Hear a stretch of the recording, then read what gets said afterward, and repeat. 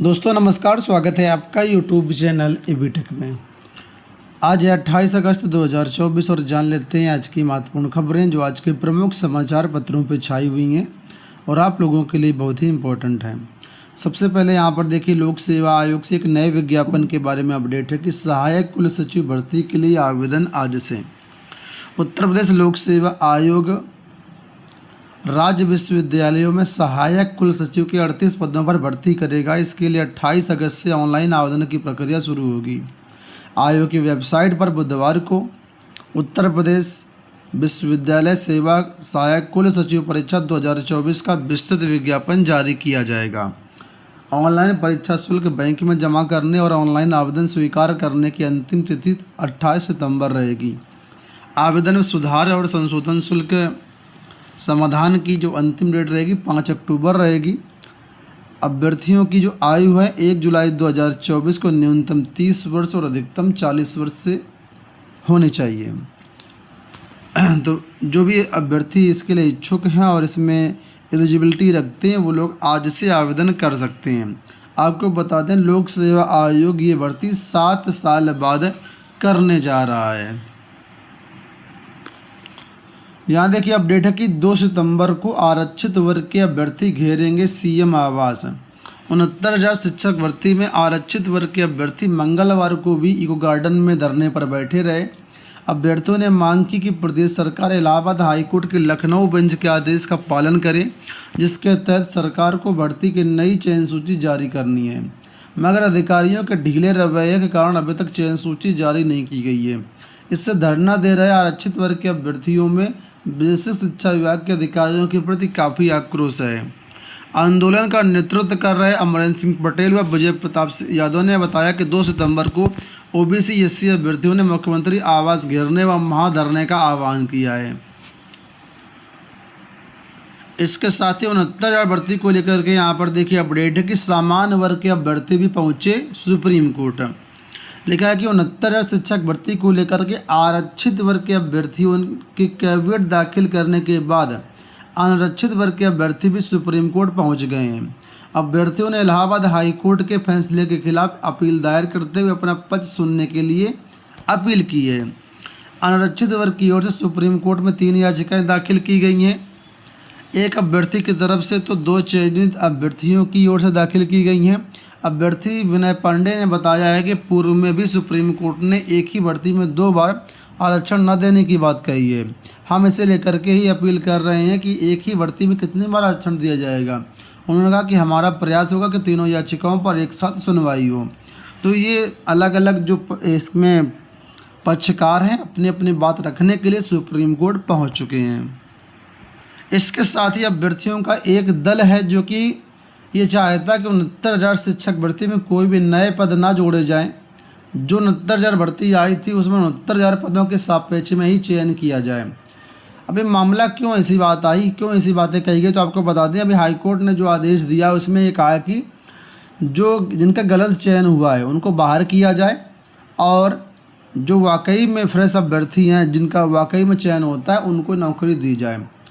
तो बहुत से ऐसे अभ्यर्थी हैं जो कि चयनित हो चुके हैं, कारोबार संभाले हुए हैं, आज वर्किंग में है, तो सरकार नहीं चाहती या नहीं चाहेगी कि इन पदों को बाहर किया जाए। ऐसे में अब चर्चा ये भी है कि सरकार 69,000 शिक्षक भर्ती में नए पद जोड़ करके भर्ती में पदों की संख्या को बढ़ा देगी और जितने भी चयनित होंगे उन सबको जो है नौकरी दे देगी, किसी को बाहर नहीं करेगी। ऐसी चर्चाएँ हैं।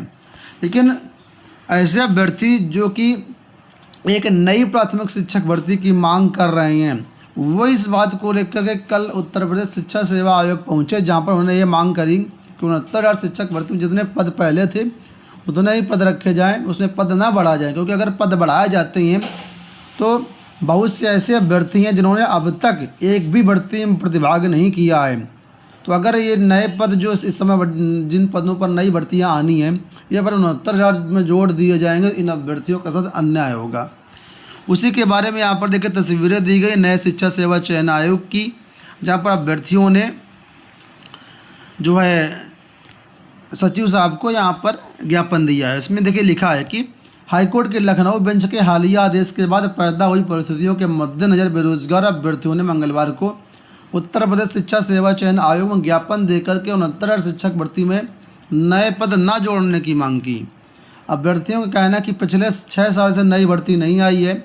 जो भी रिक्त पद हैं उन पर डीएलएड बेरोजगारों का हक है। ऐसे में आरक्षण विसंगति के कारण 69,000 शिक्षक भर्ती में पूर्व में चयनित और वर्तमान में बाहर हो रहे अभ्यर्थियों को समायोजित करने के लिए कोई ऐसा कदम न उठाया जाए जिससे डीएलएड बेरोजगारों का अहित हो। आयोग के उप सचिव डॉक्टर शिवजी मालवीय की अनुपस्थिति में अभ्यर्थियों ने रजत सिंह, अशोक दुबे, सुनील यादव इन सब ने जो है कर्मचारी अभिषेक उपाध्याय को ज्ञापन सौंपा। यहाँ देखिए अपडेट कि रेलवे खाली पदों पर साल में 4 बार भर्ती करेगा। भारतीय रेल में नौकरी पाने का सपना देख रहे युवाओं को अब लंबा इंतजार नहीं करना पड़ेगा। रेलवे खाली पदों पर साल में 4 बार भर्ती करेगा, यानी कि हर तिमाही भर्ती प्रक्रिया शुरू करेगा। योजना के तहत 2024 के अंत तक 61,529 पदों पर भर्ती की प्रक्रिया को पूरा किया जाएगा। नए साल में जनवरी से दिसंबर के दौरान खाली हुए पदों पर नियुक्ति के लिए पुनः उक्त प्रक्रिया शुरू हो जाएगी। इस नए नियम से हर साल रेलवे में खाली होने वाले पदों को समय समय पर भरा जाएगा और युवाओं को उम्र खत्म होने से पहले नौकरी मिल पाएगी। बोर्ड के दस्तावेज के अनुसार जनवरी मार्च 2024 में सहायक लोको पायलट के 18,799 पदों पर भर्ती प्रक्रिया चल रही है। कहने का मतलब यहाँ पर ये है कि रेलवे का ये कहना है कि हम हर तिमाही भर्ती करेंगे और अलग अलग कैडर के हिसाब से, अलग अलग वैकेंसी के हिसाब से ये साल में 4 बार भर्तियाँ होंगी। देखिए यहाँ पर अपडेट है कि भर्ती का विज्ञापन आएगा 5 को। अर्धसैनिक बलों में सिपाही भर्ती का विज्ञापन 5 सितंबर को आएगा। ये भर्ती कई हजार पदों की हो सकती है। कर्मचारी चयन आयोग की वेबसाइट पर इस भर्ती का विज्ञापन 27 अगस्त को आना था, लेकिन अपरिहार्य कारणों से मंगलवार को विज्ञापन जारी नहीं हो पाया।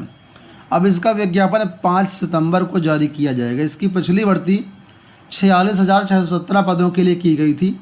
उसकी ऑनलाइन परीक्षा का परिणाम 10 जुलाई को आया था। 3,51,176 अभ्यर्थी सफल हुए थे। अब उनका शारीरिक मानव और दक्षता परीक्षण होगा। उसके बाद रिक्त पदों के सापेक्ष अंतिम रूप से चयन होगा। तो जो सिपाही भर्ती है अर्धसैनिक बलों में, इसका विज्ञापन 5 सितंबर को जारी होना है।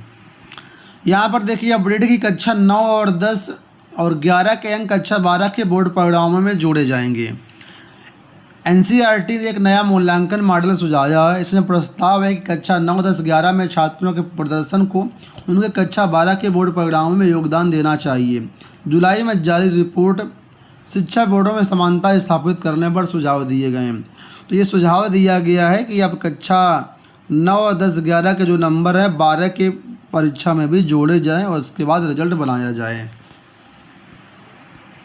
उत्तर प्रदेश सरकार ने कैबिनेट में एक नई नीति को मंजूरी दी है। लेकिन सोशल मीडिया पर आपत्तिजनक पोस्ट डाली तो कानूनी कार्रवाई होगी। अभी तक सोशल मीडिया में जो भी अगर कोई आपत्तिजनक पोस्ट डालता है, कुछ भी कार्रवाई होती है तो उसके लिए आईटी रूल्स थे, ठीक है, आईटी एक्ट के तहत यहाँ पर कार्रवाई होती थी। अब इसके लिए एक नई डिजिटल मीडिया नीति को मंजूरी कल दे दी गई है और इसमें अब इसके तहत कार्रवाई की जाएगी। तो इस नीति का नाम है उत्तर प्रदेश डिजिटल मीडिया नीति 2024। इसमें सोशल मीडिया पर काम करने वाली एजेंसी व फर्म को विज्ञापन की व्यवस्था की गई है। वहीं अभद्र या राष्ट्र विरोधी पोस्ट करने पर कानूनी कार्रवाई के तहत प्रावधान भी किए गए हैं। तो यानी कहा यह गया है कि यहाँ पर अब जो सरकार है वो विज्ञापन भी यूट्यूब, फेसबुक, ट्विटर इनके माध्यम से करवाएगी और कानूनी कार्रवाई भी अगर होगी अगर कोई इसमें जो है दुरुपयोग करता है इस चीज़ों पर। तो यहाँ पर देखिए बताया गया है कि जो लोग यूट्यूब पे काम करते हैं, फेसबुक पे काम करते हैं, जो इन्फ्लुएंसर हैं, इनको अगर विज्ञापन मिलते हैं तो 5 लाख, 4 लाख, 3 लाख रुपए प्रतिमाह की दर से इनको जो पेमेंट मिलेगा। मतलब जैसे ऐड होते हैं तो ऐड अगर सरकार चलवाएगी तो पेमेंट भी देगी। कहने का मतलब ये है। दोस्तों ये हो गई आज की सारी सूचनाएं। उम्मीद करेंगे वीडियो आपको पसंद आया होगा। फिलहाल इस वीडियो में इतना ही। धन्यवाद।